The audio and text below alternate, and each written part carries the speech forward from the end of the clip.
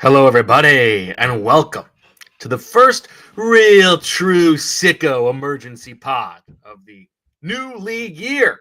This is the PHLY Eagles podcast. It's Free Agency Frenzy, presented by the good folks at TrueMark Financial. Visit TrueMark.com for rates and to learn more. TrueMark Financial, federally insured by the NCUA Equal Opportunity Lender. Rates are subject to change, and we are here. We will be brief. This will be about 2 hours in and out. That's all we need to know. The Eagles, their first free agent signing of the offseason as Super Bowl champions. Who do they add? A.J. Dillon, the former second-round pick, running back of the Green Bay Packers, the only man in the NFL whose quads rival Saquon Barkley's. The Eagles have now amassed all the quad power in the NFL. You add Fran Duffy's thighs, and this is a veritable Hall of Fame of leg attributes. But the question to you, Zach Berman, is this. Is A.J. Dillon this year's DeVante Parker? No, I think A.J. Dillon is a smart signing for the Eagles. Makes a lot of sense in terms of the player, the profile. Obviously, health is the question here. Missed all of last season with a neck injury. For those who don't know about A.J. Dillon, he's a running back from the Green Bay Packers, a former second-round pick, was part of that backfield combination with Aaron Jones for 4 seasons. If you remember Quackatology last year, he's someone who we discussed quite a bit in Quackatology. I actually thought then he made sense for the Eagles. I didn't think they were going to go out and sign, what it would take to pay for Saquon Barkley at that point, right? Obviously, Saquon Barkley was a much better choice. But A.J. Dillon has been productive as he's kind of thought as a big-bodied running back, right? Because he's 247 pounds. He was kind of the thunder to Aaron Jones's lightning, if you will. But he's known as a productive blocker out of the backfield, and he can help you in the passing game. He can catch the ball. He's a different type of back than Will Shipley. I see Lew Nichols in the headline here. He's actually Lew Nichols' former teammate with the Packers. But I think we haven't seen the money, but I got to imagine this is a very low money deal, a 1-year deal. We spoke today about the need to add depth to that backfield, and that's what A.J. Dillon provides for the Eagles. So on first blush, I like the move because I like the player when he was with the Packers. Yeah, let's be serious here. I would be surprised if there's any guaranteed money in here. I imagine this is a flyer. This is a player who missed the entire 2024 season with a serious neck injury and had to get clearance from, as your boy Mike G said, the top neck specialists in the NFL. And I do feel, as a running back, how, Zach, would you rank the importance of the neck, the back, and the crack? Well, I can speak to the first two. I would think that the neck and the back are significantly important, and especially as a running back, probably of almost all positions, that neck, you're dropping your head on some plays. So it's obviously it's nothing. Anytime there's a neck injury, it's serious. Sure. It's something that must be taken under consideration. So that's why I kind of started this by saying it all depends on the health. I agree with you. I can't imagine there's much guaranteed money here. But he's someone who, if he were healthy, I would think that, I'm not saying there'd be a robust market for him, but he'd be someone who would certainly be on an NFL team next year.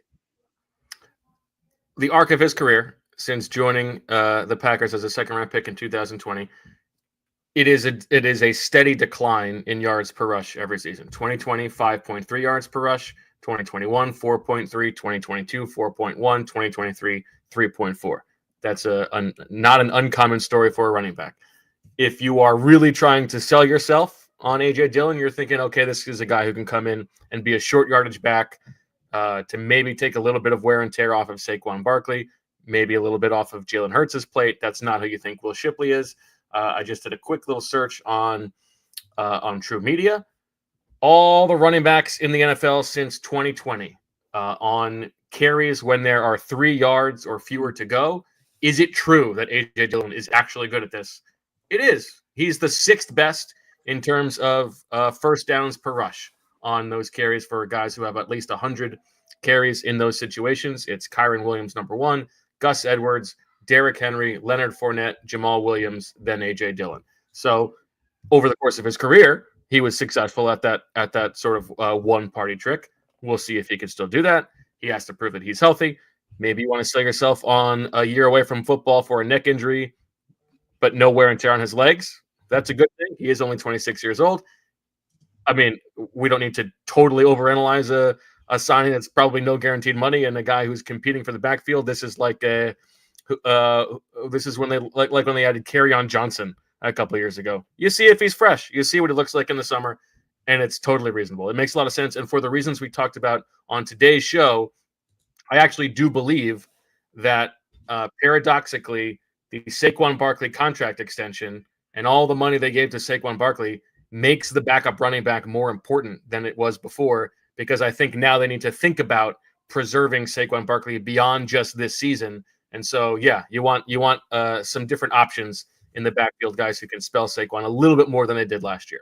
Yeah, I think that's good analysis, and he's a different type of running back than Will Shipley, right? Like when you mentioned the quads at the start, like he is that big-bodied running back. There aren't that many guys like him in that regard. You know, I would say he's kind of like the old-fashioned bruising back at 247 pounds, but he always had an intriguing athletic profile, right? I mean, he ran a 4.53 coming out of Boston College. He was productive in college. The Eagles pay attention to broad jump. He was 97th percentile in the broad jump. He was 96th percentile in the vertical jump.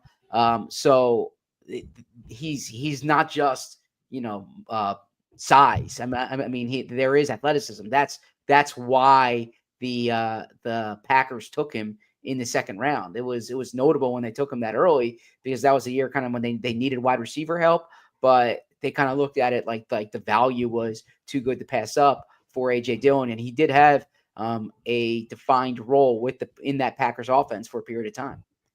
I also like the possibility that, just as an FU to the Packers for their complaints about the tush push, what if the only way they ever deploy A.J. Dillon, the only time he ever sees the field, is just to push Jalen Hurts, just to use those quads to get behind Jalen Hurts and give him a little extra push, just to thumb your nose at Mark Murphy?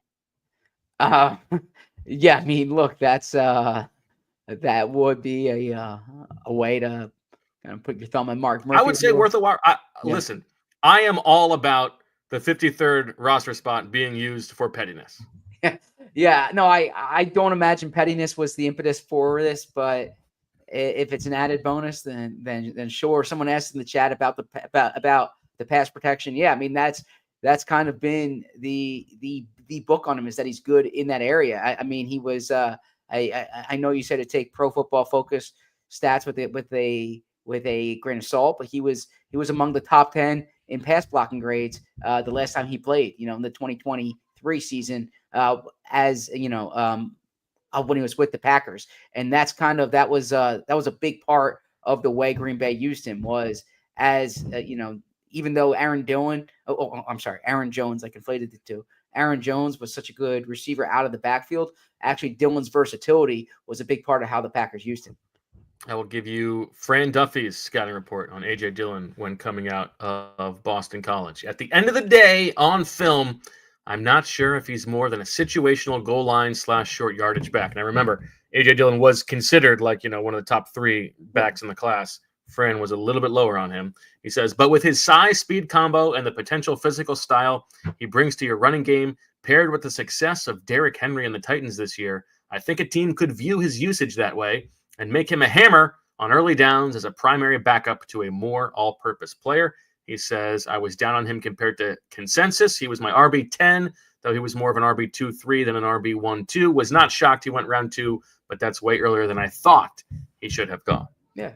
Yeah. And look, he's obviously not here to be the starting running back. I mean, that's pretty clear. He's not even here to compete for, meaningful running back snaps. I think that, honestly, he's competing at this point with Ty Davis-Price and Lew Nichols to be the number 3 running back for the Eagles. We'll see if they draft somebody, But right now, Will Shipley's I would imagine Will Shipley's the number 2 running back. And then you have A.J. Dillon and Lew Nichols and Ty Davis-Price competing for that 3rd spot. Do you know what AJ is short for? No, tell me. Algiers Jamil. Gotcha. Okay. He's, yeah. I always liked an A.J. Dillon. I can tell you that. I always liked an A.J. Dillon. No surprise. Watch that. No, now, there's additional reasons why I liked an A.J. Dillon. Such as? If you actually if you do some research on him and his background, he's really a fascinating guy, and I'll get more into it in some future shows. Why are you unwilling to get into it now? You want to know, you want to have the specifics buttoned up. You don't want to speak without having. There's stuff there that okay. But yeah. Interestingly, unlike AJ Brown, AJ Dillon does not put a period between the A and the J. It's just AJ. Yes, correct. That's correct. Well, I know it's correct. Sorry, I that is accurate. Yes. All right. Any other thoughts on AJ Dillon? Do you feel like this is the splash that Eagles fans were hoping for? It's not the splash that Eagles fans were hoping for, but there are. I said on social media that there's probably a segment of the Eagles fan base that's excited about a 247-pound running back on the same day that the Eagles sign a fullback on the same, and we'll get to that in a moment. What did you make of that? On the same, and 1 week after the Eagles have the highest paid running back in the league, and pay $16 million for a linebacker. If Buddy Ryan were still alive, and the Eagles wore Kelly Green, I think there would be a segment of this fan base to be excited about this week. So what I was referring to, there is an irony. There is an irony to the best, arguably the best team in franchise history being the team that did follow sort of the concussion uncle playbook for a very long time. Running backs, linebackers, and they're paying those guys. And maybe this is a bit of an offering to the concussion uncle gods, making the first official signing be a huge running back. Yeah. Maybe so. But no, as Dave in the comments says, since getting hit by a beer can in the head, Howie has signed 4 players, 2 running backs, 1 linebacker, and 1 linebacker/fullback. Yeah, so actually that linebacker/fullback, the Eagles announced him as a fullback, and that's what I was referring to, which was interesting. They didn't announce him as who is that?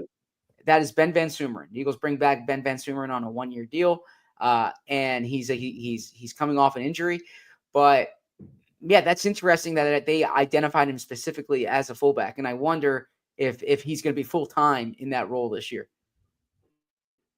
Do you take that announcement to be an indication that they're leaning that way?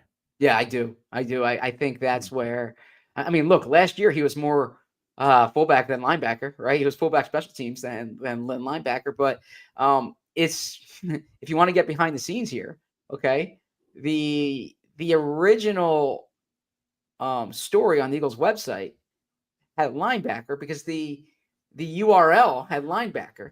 Sure. Right? But then it got updated to fullback. So so at some point there, somebody somewhere said fullback. No, exactly. So that's why that kind of stood out to me there. I saw it when I was on the team website before the tweet came out, and I said, that's pretty interesting. That is interesting. Yeah. All right, Zach, let's close this out. Give me a yes or no. Will we at any point in the 2025 regular season see a play when the Eagles have A.J. Dillon and Ben Van Sumeren on the field at the same time? Yes. And we'll call that, and we will call that the March 12th scramble, or the March 12th madness, or March 12th, because they both signed on March 12th. That's why. Okay. Yeah. So we will remember March 12th as the day of Ben Van Sumeren and A.J. Dillon.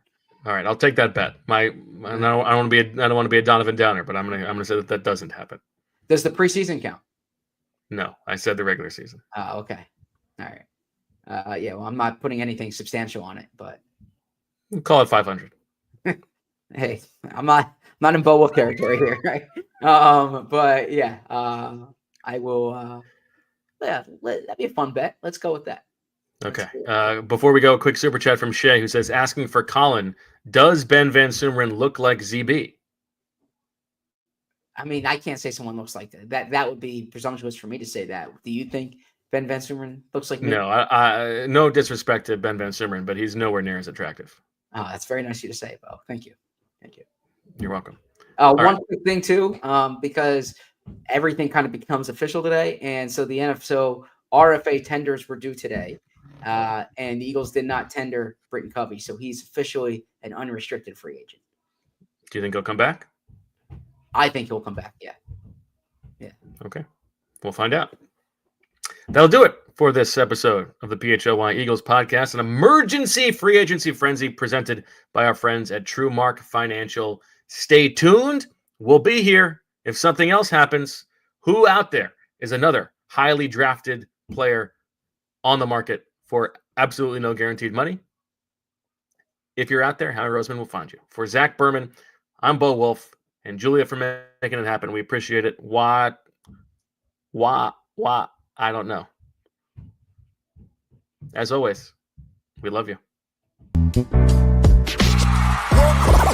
all silly like the mayor.